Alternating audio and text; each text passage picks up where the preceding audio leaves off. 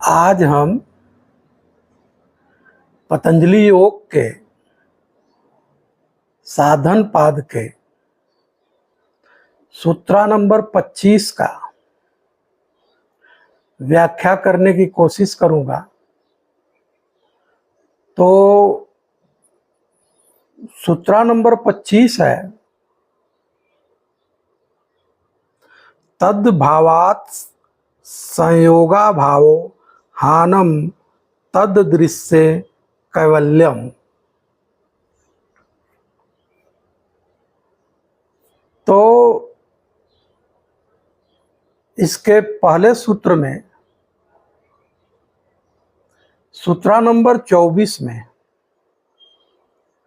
पतंजलि कह रहे हैं कि जो प्रकृति और पुरुष का संयोग है उसका कारण अविद्या है। अविद्या है, अविद्या मीन्स होश का न होना, जागरूक न होना। जब चेतन पुरुष जागरूक नहीं होता, होश में नहीं होता, उसी के कारण प्रकृति और पुरुष के बीच में संयोग हो जाता है, तादात्म्य हो जाता है। तो इस संयोग को तोड़ने के लिए, खत्म करने के लिए क्या करना पड़ेगा, क्या उपाय करना पड़ेगा? क्योंकि यही दुख का कारण है, यही संयोग ही दुख का कारण है।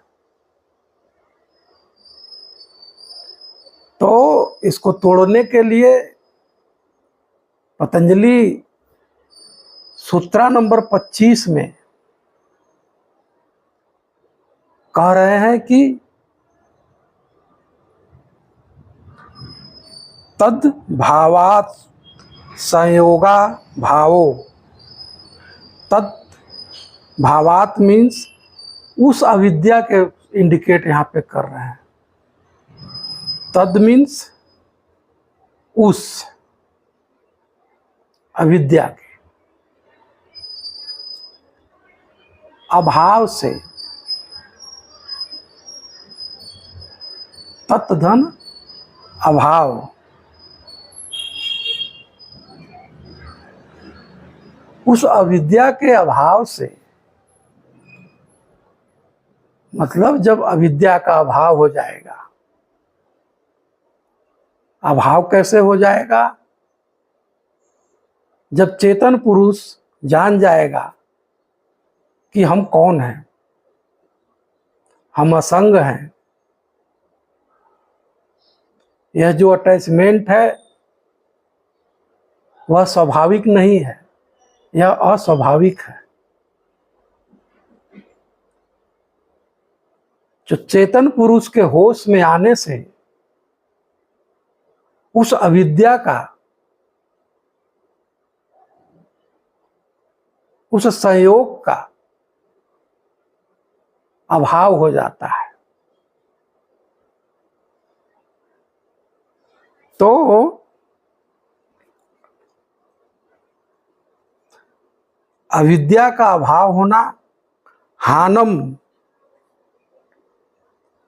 जब अविद्या का अभाव होगा तब क्या होगा? संयोग भाव, संयोग का संयोगा भाव, तो संयोग का अभाव हो जाता है। अविद्या के अभाव से संयोग का अभाव हो जाएगा। फिर क्या होगा? हानम मीन्स हान, हानम मीन्स हान। किसका हान? दुखों का हान, दुख का नाश होना, दुख का खत्म होना। और तद दृश्य, तद दृश्य मीन तत्, तत् माने वही, दृश्य माने चेतन आत्मा का। क्या होगा फिर उसके बाद? वही चेतन आत्मा का कैवल्य हो जाता है। मतलब चेतन पुरुष अपने स्वभाव में स्थित हो जाता है। तो इसको ऐसे कहा जा सकता है कि अविद्या के अभाव से प्रकृति पुरुष के संयोग का अभाव हो जाता है, वही दुखों का नाश है और वही चेतन पुरुष का कैवल्य भी है। इस सूत्र में पतंजलि इतना कहना चाह रहे हैं कि जब अविद्या का अभाव हो जाएगा, जब चेतन पुरुष जान जाएगा कि मैं चैतन्य सत्ता हूं,